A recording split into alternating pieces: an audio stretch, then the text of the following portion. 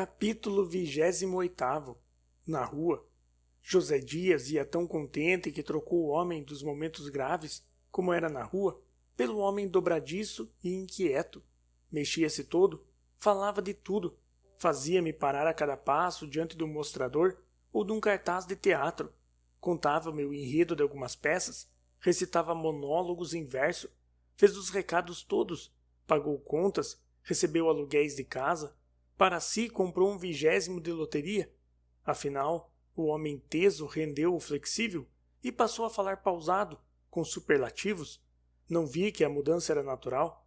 Temi que houvesse mudado a resolução assentada e entrei a tratá-lo com palavras e gestos carinhosos até entrarmos no ônibus. Capítulo 29. O Imperador. Em caminho, encontramos o imperador, que vinha da escola de medicina. O ônibus em que íamos parou, como todos os veículos. Os passageiros desceram à rua e tiraram o chapéu, até que o coche imperial passasse. Quando tornei ao meu lugar, trazia uma ideia fantástica, a ideia de ir ter com o imperador, contar-lhe tudo e pedir-lhe a intervenção. Não confiaria esta ideia a Capitu? Sua Majestade pedindo, mamãe cede. Pensei comigo. Vi então o imperador escutando-me, refletindo e acabando por dizer que sim, que iria falar à minha mãe. Eu beijava-lhe a mão com lágrimas e logo me achei em casa a esperar, até que ouvi os batedores e o piquete de cavalaria. É o imperador! É o imperador! Toda a gente chegava às janelas para vê-lo passar, mas não passava.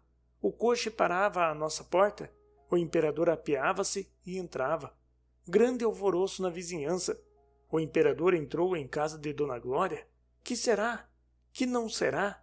A nossa família saía a recebê-lo. Minha mãe era a primeira que lhe beijava a mão. Então o imperador, todo risonho, sem entrar na sala ou entrando, não me lembra bem, os sonhos são muita vez confusos, pedia a minha mãe que me não fizesse padre, e ela, lisonjeada e obediente, prometia que não. A medicina? Por que ele não manda ensinar medicina? Uma vez que é do agrado de Vossa Majestade, manda ensinar-lhe medicina. É uma bonita carreira, e nós temos aqui bons professores. Nunca fui à nossa escola? É uma bela escola. Já temos médicos de primeira ordem, que podem ombrear com os melhores de outras terras. A medicina é uma grande ciência. Basta só isto de dar a saúde aos outros, conhecer as moléstias, combatê-las, vencê-las. A senhora mesma há de ter visto milagres. Seu marido morreu, mas a doença era fatal, e ele não tinha cuidado em si. É uma bonita carreira. Mande-o para a nossa escola. Faça isso por mim, sim. Você quer, Bentinho? Mamãe querendo? Quero, meu filho. Sua Majestade manda. Então o imperador dava outra vez a mão a beijar e saía, acompanhado de todos nós. A rua cheia de gente, as janelas atopetadas, um silêncio de assombro. O imperador entrava no coche, inclinava-se e fazia um gesto de adeus, dizendo ainda: a medicina, a nossa escola. E o coche partia entre invejas e agradecimentos. Tudo isso vi e ouvi.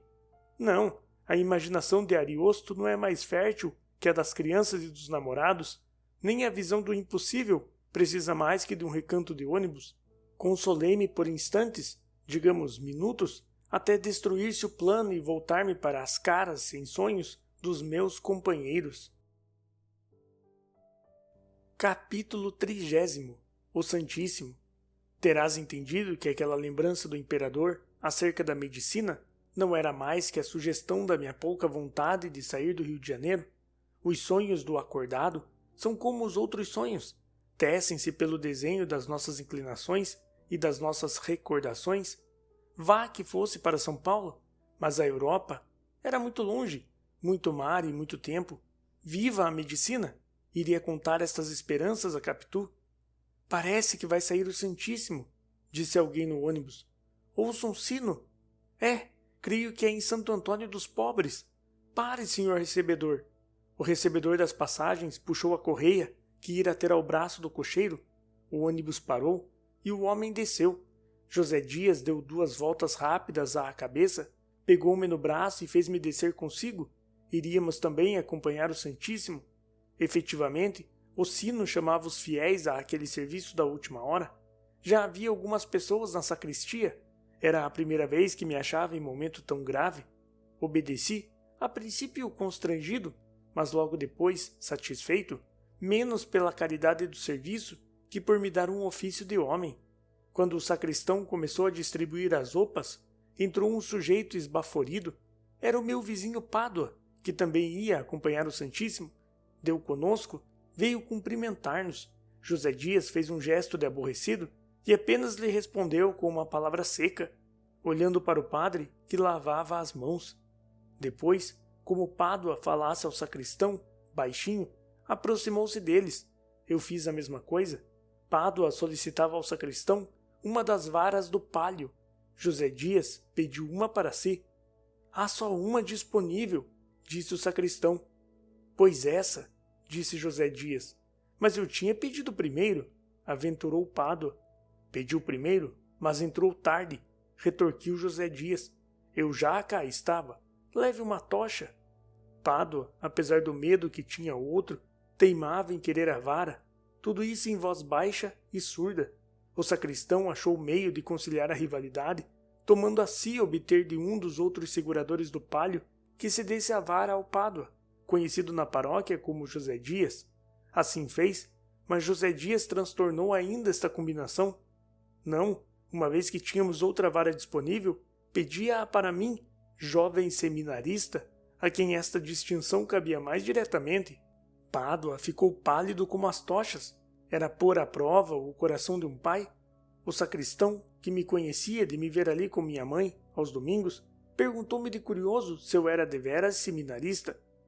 Ainda não, mas vai sê-lo, respondeu José Dias, piscando o olho esquerdo para mim, que apesar do aviso fiquei zangado. Bem, cedo ao nosso Bentinho, suspirou o pai de Capitu. Pela minha parte, quis ceder-lhe a vara. Lembrou-me que ele costumava acompanhar o Santíssimo Sacramento aos moribundos, levando uma tocha, mas que a última vez conseguira uma vara do palio. A distinção especial do palio vinha de cobrir o vigário e o sacramento. Para a tocha, qualquer pessoa servia. Foi ele mesmo que me contou e explicou isto, cheio de uma glória pia e risonha. Assim fica entendido o alvoroço com que entrara na igreja. Era a segunda vez do palio, tanto que cuidou logo de ir pedi-lo, e nada, e tornava a tocha comum, outra vez a interinidade interrompida. O administrador regressava ao antigo cargo, quis ceder-lhe a vara. O agregado tolheu-me esse ato de generosidade e pediu ao sacristão que nos pusesse, a ele e a mim, com as duas varas da frente, rompendo a marcha do palio. Roupas enfiadas, tochas distribuídas e acesas, padre e cibório prontos. O sacristão de risope e campainha nas mãos saiu o préstito à rua. Quando me vi com uma das varas, passando pelos fiéis que se ajoelhavam, fiquei comovido. Pádua roía a tocha amargamente. É uma metáfora. Não acho outra forma mais viva de dizer a dor e a humilhação do meu vizinho. De resto, não pude mirá-lo por muito tempo, nem ao agregado, que paralelamente a mim, erguia a cabeça com ar de ser ele próprio o Deus dos exércitos. Com pouco, senti-me cansado e os braços caíam-me. Felizmente a casa era perto, na rua do Senado. A enferma era uma senhora viúva, tísica, tinha uma filha de 15 ou 16 anos, que estava chorando à porta do quarto. A moça não era formosa, talvez nem tivesse graça. Os cabelos caíam despenteados e as lágrimas faziam-lhe encarquilhar os olhos. Não obstante, o total falava e cativava o coração. O vigário confessou a doente, deu-lhe a comunhão e os santos óleos. O pranto da moça redobrou tanto que senti os meus olhos molhados e fugi. Vim para perto de uma janela. Pobre criatura! A dor era comunicativa em si mesma, complicada da lembrança de minha mãe. Doeu-me mais, e quando enfim pensei em Capitu, senti um ímpeto de soluçar também. Enfiei pelo corredor e ouvi alguém dizer-me: "Não chore assim." A imagem de Capitu ia comigo, e a minha imaginação, assim como lhe atribuíra lágrimas, há pouco, assim lhe encheu a boca de riso agora. Via-a escrever no muro, falar-me, andar à volta com os braços no ar. Ouvi distintamente o meu nome. de uma doçura que me embriagou, e a voz era dela. As tochas acesas, tão lúgubres na ocasião, tinham-me ares de um lustre nupcial. Que era lustre nupcial? Não sei. Era alguma coisa contrária à morte, e não vejo outra mais que bodas. Esta nova sensação me dominou tanto que José Dias veio a mim e me disse ao ouvido em voz baixa: não ria assim. Fiquei sério depressa. Era o momento da saída. Peguei da minha vara e, como já conhecia a distância e agora voltávamos para a igreja, o que fazia a distância menor, o peso da vara era muito pequeno. Demais, o sol cá fora, a animação da rua, os rapazes da minha idade que me fitavam cheios de inveja, as devotas que chegavam às janelas ou entravam nos corredores e se ajoelhavam à nossa passagem, tudo me enchia a alma de lepidez nova. Pádua, ao contrário, ia mais humilhado, apesar de substituído por mim, não acabava de se consolar da tocha, da miserável tocha, e contudo havia outros que também traziam tocha e apenas mostravam a compostura do ato. Não iam garridos, mas também não iam tristes. Via-se que caminhavam com honra.